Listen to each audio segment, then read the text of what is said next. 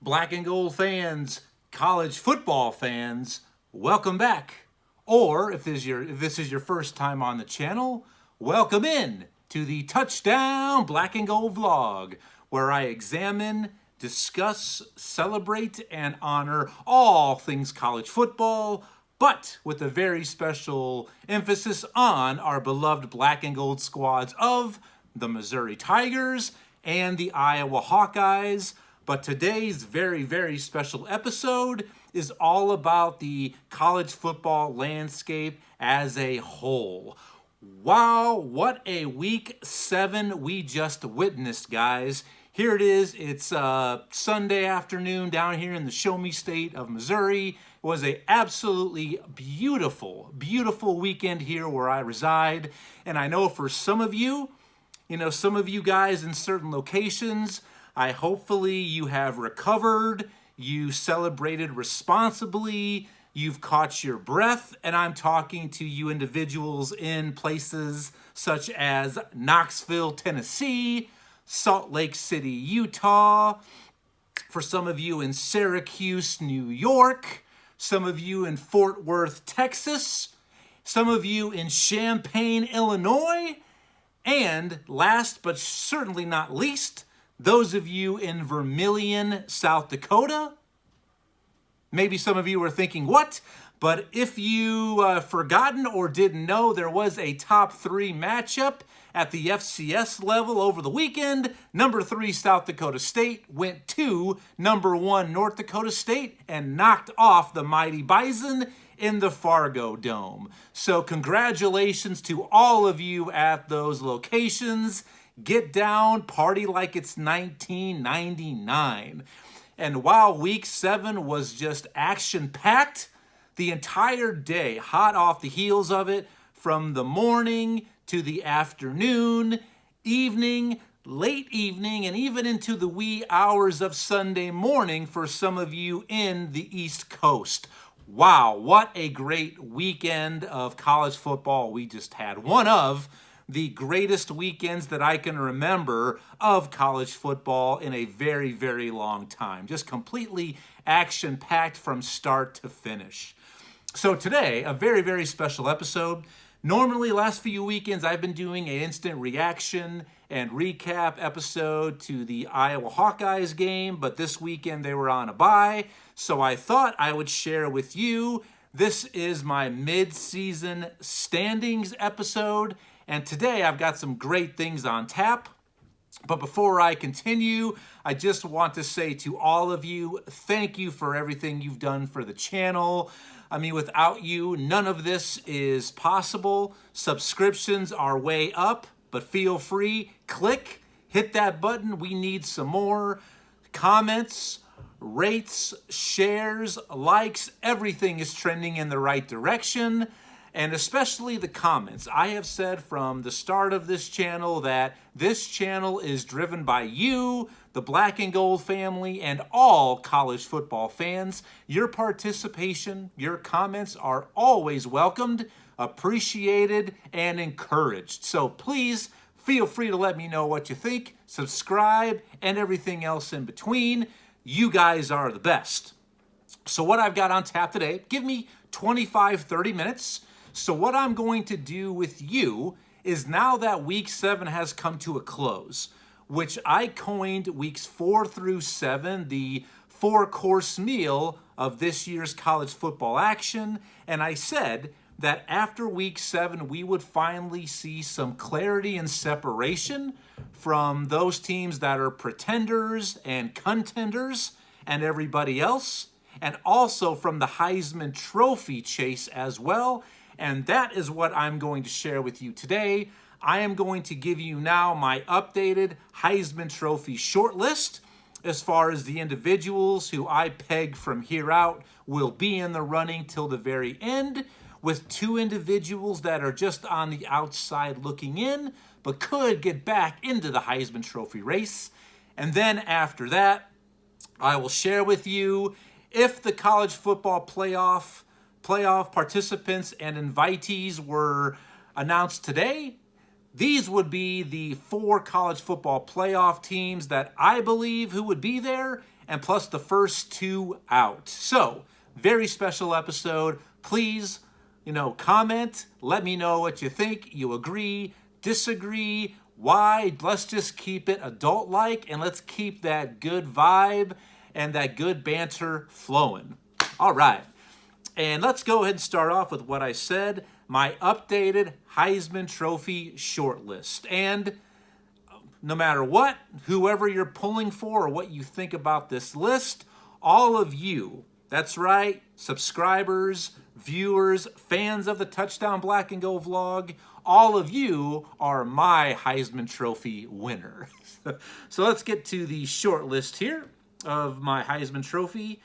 Now, normally, the Heisman Trophy finalists will be cut down to 3 or 4, so I've chosen now to cut it down to 4, and I'm going to stake my good name on these 4 individuals the rest of the season, and like I said during the opening, 2 individuals who are just on the outside looking in, but could get themselves back on that list of 4.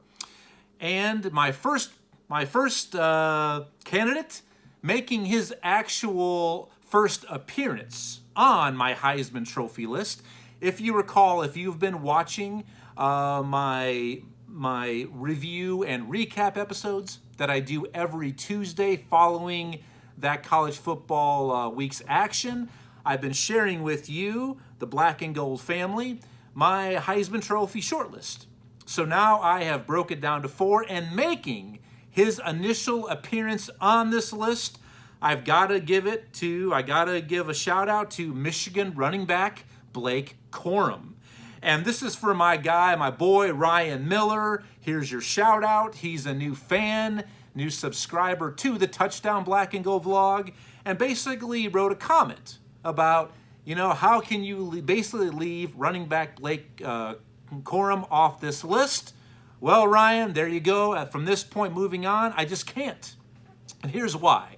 Right now, Blake Corum is second in the FBS in total rushing yards.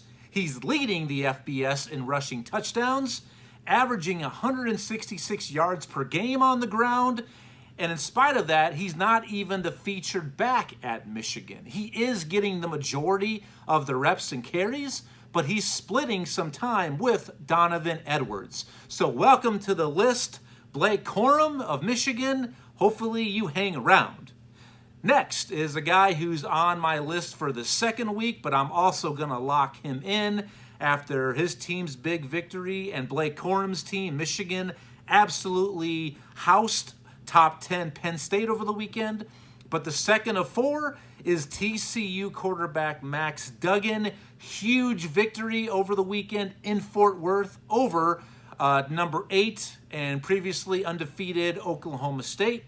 Right now, TCU is 3rd in the entire in FBS in scoring offense, so Max Duggan leads that attack, and he came into the Oklahoma State game completing better than 70% of his passes. And the thing that really blows my mind about Max Duggan, a guy who's been in college for roughly 10 years, give or take a year or two, is he wasn't even the opening day starter for TCU. He was second string quarterback, and due to an injury, and he proved himself, he now has been given the keys to the Cadillac. What a great story and a great comeback season for Max Duggan at TCU. Next is the candidate who made the loudest case and biggest statement, I believe, over the weekend when his team knocked off the GOAT and number 3 Alabama, who is the standard at the FBS level. I'm talking about Tennessee quarterback Hendon Hooker. Currently, he's the leader of the team who is first in total offense in FBS, second in scoring offense. And when you look at individual stats, Hendon Hooker basically is top 20 of every single legitimate individual passing stat. So, a guy that I've been high on, very high on from the very start of the season. If you watched my first episode this season, my 2022 Bold Predictions episode, I listed him as a potential Heisman Trophy candidate, one of the 4 that I mentioned. And while I'm at it, not that I'm trying to, myself on the back, but also during that episode, somebody also predicted that Tennessee would defeat Alabama in the regular season. So there you go. It kind of proves that, I do know a thing or two about this great game, the greatest sporting spectacle we have here in this nation. Seriously, I mean, you can't even be questioned, unrivaled, okay? Just can't. All right, and also too, not that I'm trying to up myself or inflate my ego more, but this guy also during that same episode, the bowl predictions, also said that TCU would get to the Big 12 title game. Not win it, but I said they would advance to it and be a big surprise in the Big 12. So once again, maybe I know a thing or two about this game. Now the 4th candidate on my short list is Ohio State quarterback CJ Stroud. He leads the nation in passing efficiency. He's 2nd in passing touchdowns, 2nd in yards per completion, and he leads the team who is 2nd in total offense and 1st in scoring offense. So it's hard to deny CJ Stroud what he's doing there for the Buckeyes. But unlike the other 3 candidates, Ohio State doesn't really have that breakout huge victory, and CJ Stroud doesn't really have that Heisman moment that we really need, that each one of these guys desperately has to have to hoist the trophy at the end of the season. So those are my 4 Heisman Trophy finalists. Now the 2 that I have just on the outside looking in, maybe they were on my list prior to week 7, maybe they weren't. But the first is USC quarterback Caleb Williams. He was on my list during my week 7 preview and picks episode, but after that crushing loss at Utah, Salt Lake City on Saturday night, I've got to take him off. I mean, I look at that and say, when USC, who we know can put up points aplenty, that's not the problem, is how are they going to fare against a team that plays legitimate defense, who is physical? And we got our answer. I mean, that's their first loss of the season. They should have maybe lost twice to a team very similar to Utah and Oregon State earlier in the season, but they escaped Corvallis with a late touchdown, aided by, I believe, 5 interceptions thrown by the Oregon State quarterback. So I got to remove at this point USC quarterback Caleb Williams, but he can get himself back on. If they run the table, and including if they win the Pac-12 title, does USC, maybe they have a rematch with Utah or defeat Oregon or even crosstown rival UCLA, a team that I'll get to more in a little bit. They go 12-1.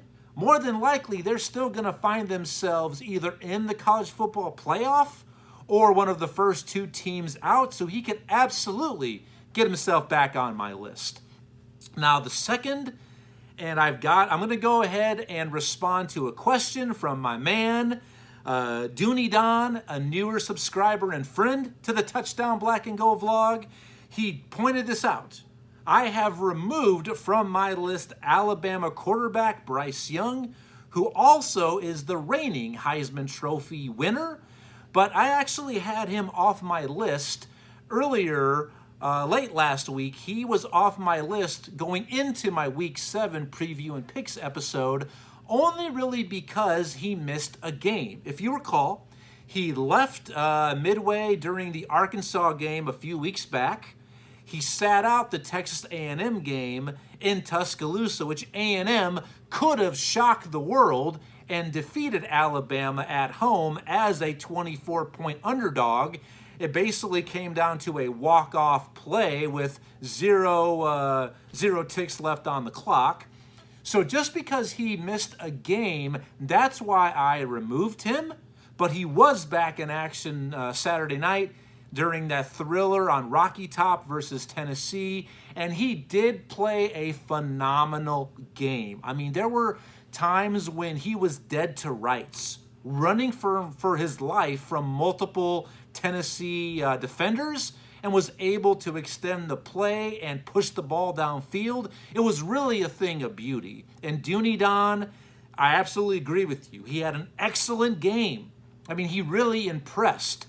But push comes to shove, he lost to what I believe at this time is a better Heisman candidate, and Hendon Hooker, straight up. So that's why I have him off my list. But he's going to have every opportunity to get back on. Let's say they run the schedule, right? They run the table, and maybe they meet up with Tennessee again down in Atlanta in the SEC title, and Alabama does what they do, just like last year, win to get in, or lose and go home, or maybe they match up with an undefeated Georgia or a one-loss Georgia team and get it done. So he absolutely can get himself back onto my short list, but primarily because of missing a game and losing against Hendon Hooker in Tennessee, he's just on the outside looking in. So there you go, folks. That's my Heisman Trophy short list.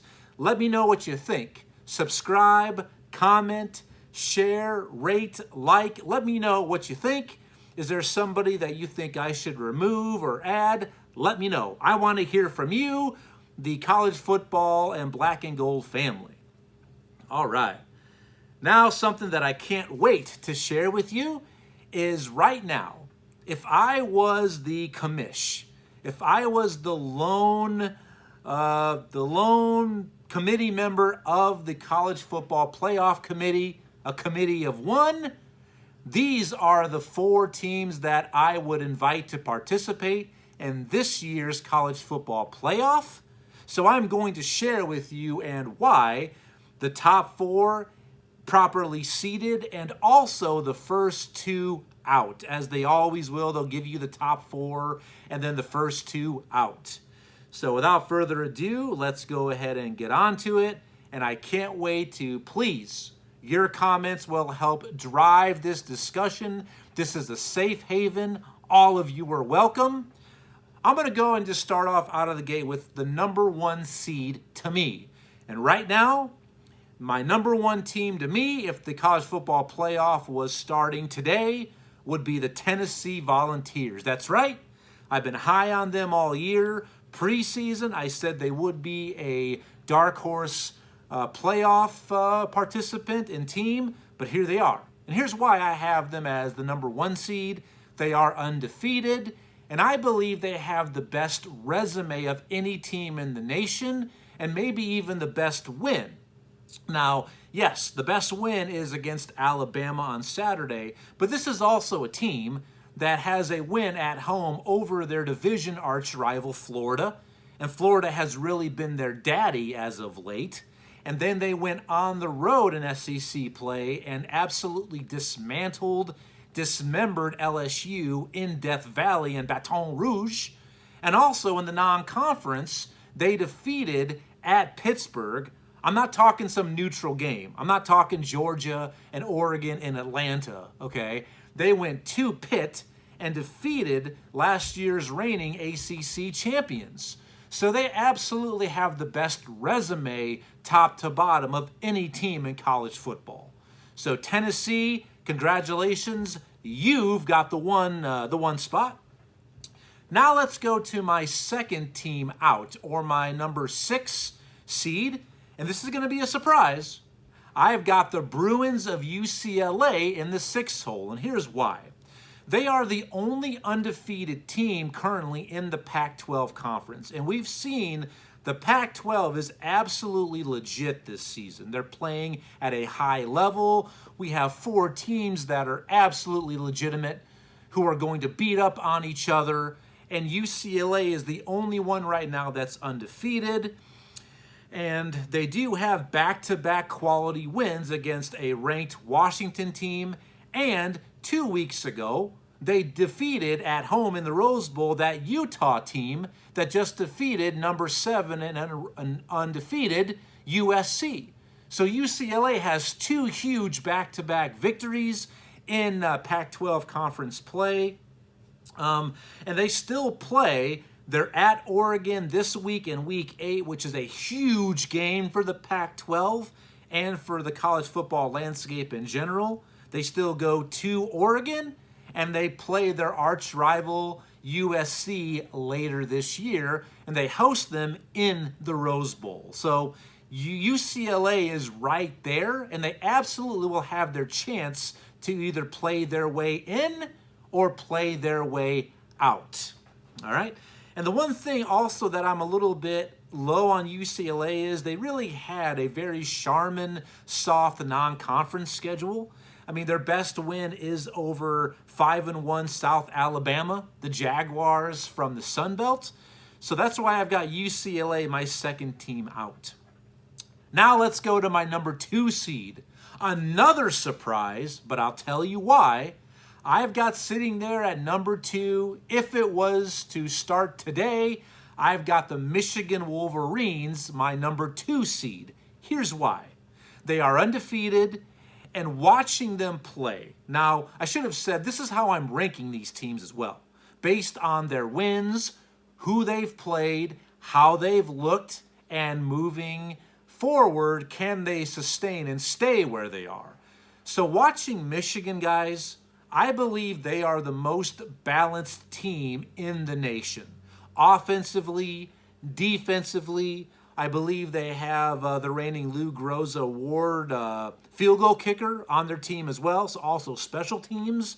They are the real deal, full package. I absolutely love watching this team, how they execute and how they're built, and they are built for success. And another reason I have them in the 2 spot is when you look at all of the big time conference games we've had this season, they absolutely, over the weekend, week 7 once again, they have the most dominant conference win in a statement game type situation. Yes, Tennessee taking down the standard Alabama, I get that. But it came down to a walk-off field goal. But this game between Michigan and Penn State in the Big House, Penn State came in ranked number 10. Final score was 41-17. And it could have very easily been 41-10 because one touchdown by Penn State was via a pick 6. So hands down, the most dominant conference win in a big-time winner-take-all situation has Michigan been able to say and claim. So that's why I've got Michigan there. And also the way they won at Kinnick against my Iowa Hawkeyes, you know, the place where top 5 teams go to die. Jim Harbaugh's own words, he would know, based on his experience as both a coach and a player back in the day for Michigan. So how they handled Iowa and Kinnick in a hostile environment. So I really like this Michigan team. I think they're going to be around for a while. But the only thing, I hate to say this twice in the same episode, even twice the same segment, but you talk about a Charmin soft non-conference schedule that included Colorado State, Hawaii, and UConn. When UConn's probably the best team they played. UConn has 3 wins. What a great season for UConn when it comes down to it. So in the 2 hole, I got Michigan. Now my first team out, or my 5th seed, I've got to go with the Horned Frogs of TCU, and here's why. Right now, they've got big wins. I mean, especially 2 huge back-to-back wins. 2 weeks ago at undefeated Kansas. Game day was there for the first time in Lawrence. And then over the weekend at home in Fort Worth, defeating number 8 ranked Oklahoma State in front of the home crowd in overtime. Another thrilling victory. So big wins for TCU, and there's no doubt about that. But when I look at their schedule, they still have a gauntlet of legit tough teams to play in the Big 12 Conference. And I said this during earlier last week during my Week 6 review and recap episode. I believe top to bottom, the Big 12 is the hardest, most competitive, and exciting conference in the nation. So TCU, to me, still has a little bit more to prove. I mean, their schedule, huge game this week, which, spoiler alert, it might be my premier spotlight game during my Week 8 preview and pick segment. They host undefeated in conference play. Kansas State comes to Fort Worth. They still have to travel in back-to-back weeks to Texas and to Waco to take on Baylor. And they've got to host a very, very tough Iowa State team. So TCU, you're right there, but you've got to do a little bit more work for me to get you into the top 4. Number 3 now, my number three seed has got to be the Clemson Tigers. I mean, I've been high on this team all season. I did pick them to get into the college football playoff preseason. They're undefeated. Their offense finally looks like it has come together. It's gelling well. The O-line problems from last year seem to look like a thing of the past. Quarterback DJ Uiagalelei, is finally performing at a high level. The DJU we saw 2 years ago when he took over for Trevor Lawrence in that game in South Bend against Notre Dame during the COVID year. And they have big wins within the ACC conference. They've won at Wake Forest in overtime. They won at home against a very good NC State team before quarterback Devin Leary was out. I mean, that team lost over the weekend at Syracuse. Huge win for the Orange. And they just won over the weekend at Florida State, which is a snake pit down there in Doak Walker, one of the toughest environments to play in. So Clemson does look legit. They have been, to me, the most steady team all season. So they're in my playoff field today. And now my 4th and final team. And this was a tough one, guys. It could have gone to USC if they won over the weekend. Maybe even TCU. I thought about, can I put them in the 4 hole? Even Ohio State. That's right, it's not the mighty Buckeyes. It's not Alabama. But I've got to go with the Georgia Bulldogs, the reigning national title winners. But I've got them just getting in because they're undefeated in a very, very tough conference. We all know what the SEC is, top to bottom, where it just means more. Sorry. But they still have a little bit to prove. They struggled. They got pushed to the limit. At Missouri, nearby in Columbia, Missouri, the Tigers almost shocked the world. That would have been easily the biggest upset of the season, in a season that's seen multiple upsets to this point. So they ent pushed to the limit, were able to escape. Como against the Tigers, and the week before, they kind of let Kent State, the Golden Flashes, hang around from the MAC. So that's why, to me, they just barely get into the field of the playoff field. But the reason why I chose them over potentially USC or Ohio State, Oklahoma State, Oregon, USC, Utah, these were some of the other teams that were in the running for the 4th and final spot, was because they have that marquee non-conference victory.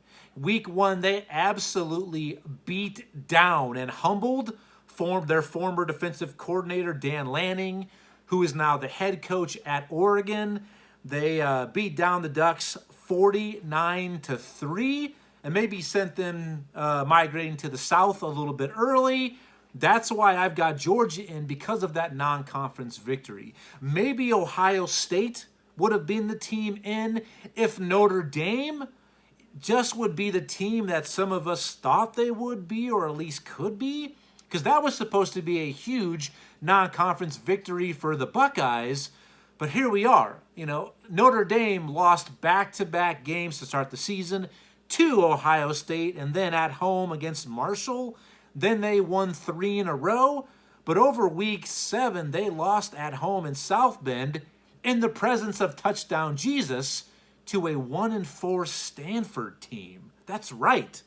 So that really hurts Ohio State, and they don't really have that marquee Big Ten win yet for me to put them within the top 6. But they have their chance to get in. If they win out, take care of Michigan, who I have in, then they could find themselves in. Oklahoma State, you win out. Let's say you run the table. You have a rematch with TCU. You beat them this time around. you could find yourselves in the 4 hole. If other things play out ahead, USC, you could as well. You went out, you win the Pac-12, you could find yourself in the 4 hole. And even Utah, I think right now, has still an outside shot. Even though they have the 2 losses, one, I still don't know how this happened in opening week down in the swamp against Florida.